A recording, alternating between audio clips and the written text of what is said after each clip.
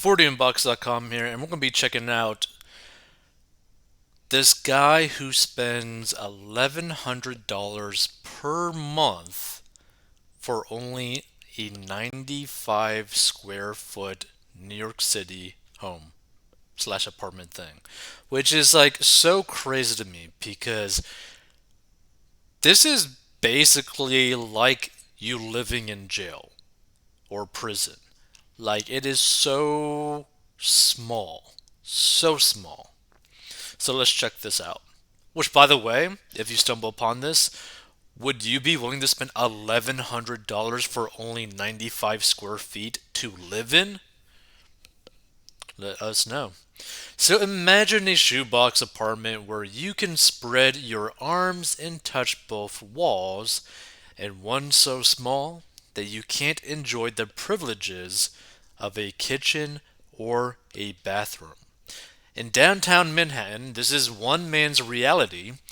Alex Verhaeg, now that's a really cool last name, I gotta say, a 23-year-old barber, bike messenger, and content creator. Dear Lord, dude, you got basically three jobs and you're having to do this? This sucks. I'm just saying that sucks. So he kicks up his feet inside a teeny weeny 95 square foot apartment in the East Village, which cost him $1,100 per month with utilities included. He opened his home for a video tour with CNBC Make It and added in the clip that he paid $1,000 per month when he moved into the walk up. Still, not a bad deal when considering Manhattan rents, which were on a bank busting tear for the better part of a year, hit a much higher $4,022 per month in September, according to the latest Douglas Elliman and Miller Samuel tallies. I believe that I do have a good deal here, Varag told the outlet. I know it's a lot of money, but for the location I am in, the fact that all my utilities are included, I feel like I'm paying a pretty fair price. So I guess this is one way to kind of look at it, right? Like personally, I would never want to do something like this, right? Very small space, a lot of money, but then again, I'm not really a city individual. But here's the thing. If everything that basically is like in his life that he needs to like interact with is like right there within like walking distance, I can understand the appeal of that and I can understand him saying that this is a good deal for him. And here's the thing that people need to understand, right? Personal finance is personal. What is right for me may not be right for you depending on your specific financial situation and your specific goals, right? If you want to be able to live in basically walking distance potentially or biking distance of all of your jobs, then this might be ideal for you. If you want to have freedom away from neighbors, then you would have to choose a different path, right? So just keep that in mind. Everything in terms of like personal finance is personal, depending on your situation. Let's see.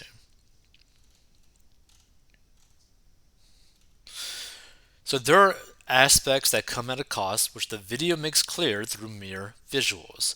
By the way, it's so crazy that he can literally just like stretch out his arms all the way and literally touch both sides of his apartment, basically.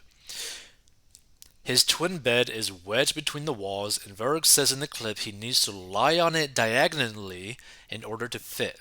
That would get so annoying. There's a narrow closet by his door for his clothes and space beneath his bed for shoes.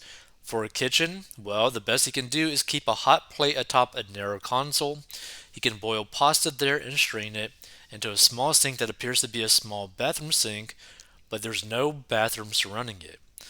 The facilities for their part are firmly outside of Varug's home. Down the hall, he has three shared toilets and two shared showers, which in this clip appear to be kept nice and clean. and each story of the 5-floor walk-up building, moreover, has 10 units and the same number of toilets and shower stalls. Now, here's the thing, right? This is the thing that like bothers me a lot in just like a personal situation, right? Personally, I would strongly dislike paying $1,100 per month and not having my own private toilet. Just a personal feeling, you know? I might be alone in that, but I'm just saying, my toilet, I prefer it to be my toilet, you know? I'm willing to pay a little bit more to have my own toilet. Just saying. So living in the building can sort of feel like you're in the college dorms by the fact that you share bathrooms and you share showers, he added. Sometimes you'll see your neighbors walking around the hallway in either a towel or a bathrobe, but you sort of just get used to it. The unit is roughly 16 feet long and 6 feet wide, and Varric also keeps it noticeably clutter free. He has space for a small table for dining, with two folding chairs, shelves, a mounted television, and some art on the walls. Now, here's the thing, right? I feel like this kind of like living situation would actually be probably pretty perfect if you're someone that's basically like a minimalist that wants to live in these cities, right? Because then you could have roughly cheap rent and basically just have a place to just sleep when you want to sleep. If that's basically what you're okay with and having nothing else inside your home, your place, then it's actually probably a perfect setting for you. So living in such a small space really makes you be grateful for the things that you do have, he said. Adding he can't buy much on his own because there wouldn't be much space to store it. And here's the thing, this probably actually allows him to save a lot of money. But then again, he has like three different jobs. But one thing's for sure, I am pretty impressed that he's able to keep it basically clutter free. That is really cool though. Let's see.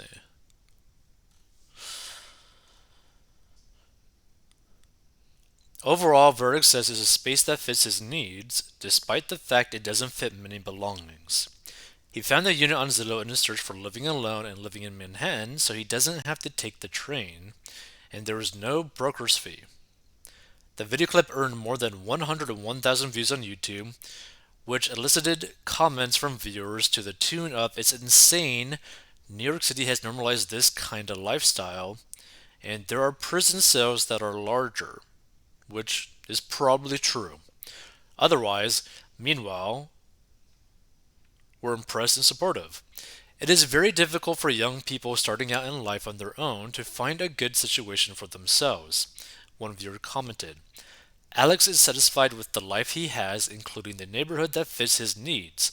I wish him well in his plans for his future. And here's the thing, I completely agree with that comment, what this person put, right? As long as this guy is safe, he is not hurting financially because he made a smart choice, potentially, in his living situation, then more power to him, right? I want people to continuously be able to like surpass in life, right? I want people to get richer. I want people to be happier. I want people to be safer and all that kind of stuff, right? So if his life continues to improve on like an upward trend because he decided to move here in that specific situation instead of having to basically take the train all the time, because you also got to keep in mind too, the amount of time that he probably has saved by simply moving closer to wherever he needs to be instead of taking the train every day is probably a massive amount, right? For example, if you commute to work, right, but you live in like a bigger house because it's basically cheaper farther away, is it worth it when you might have to spend maybe a little bit more or spend less money per month, but for a much smaller living situation closer to your job so that you don't have to spend like hours driving every day for commute. Like it's something like that you got to really think about because when you put it into perspective as to like the trade-offs as to whatever decision that you're going to be making, then something like this might make more sense, right? If he basically like freed up hours of his life per day by living in this small place, that alone might be worth it, right? If you could save like an extra 2 hours a day by simply living in a smaller place and paying less money, basically, is that worth it to you? That's something you got to ask yourself. So Varric says this will be his last year living in the home, and it seems that when he leaves, he'll also leave with memories. Any space can be made into a home, he added. No matter how big or how small that space is, you just got to put some love into it. See, I think the best thing about this article and also about this guy is his like mentality, right? The way that he views life is pretty awesome. So props to you, man. I mixed in with the Legos getting off a bus from Florida and blah blah blah. For a 23-year-old city guy, it works. For me, not so much. Actually, not bad at all. Utilities included. Can't beat that plus window. In case of fire, you're already in your container.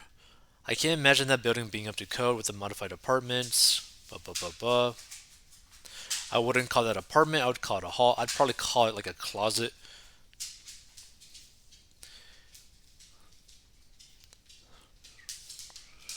He seems very neat and would probably make a great roommate in a normal sized apartment. He probably would be a great roommate.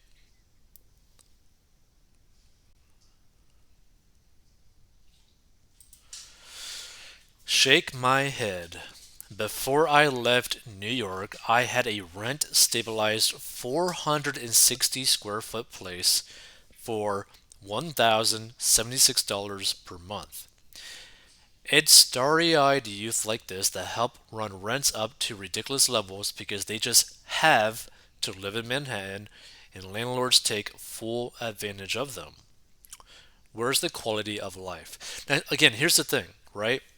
If the majority of his life is basically outside that closet that he's living in, and he basically only really uses it for like sleeping at night, then it's probably a perfect situation for him, right? Gross, even the rats in New York City have more room than that. Bum, bum, bum, bum. That's definitely a bargain. That's $11.50 per square foot. Location, location, location, exclamation point. As long as he doesn't fart, have a family, or gain weight, he will be fine in that dugout. A jail cell is bigger! Exclamation, exclamation. Let's see.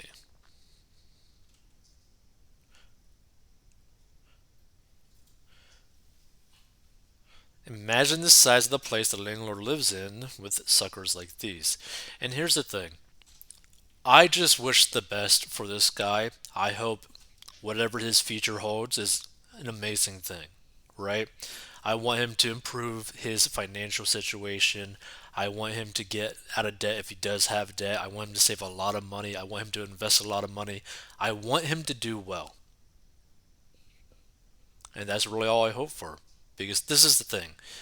I still love this guy's personality, like his mindset about the whole thing. Where basically, in, paraphrasing basically, you can pretty much love whatever box you live in, which is a very true statement, right? You can love wherever you live, whatever your living situation is, as long as you put basically care into it. It's a really great way to view life. If you want to learn how to get out of debt and master money and learn how I got out of debt, go down below and learn how. And feel free to give your thoughts. Would you spend this amount of money to live in a closet?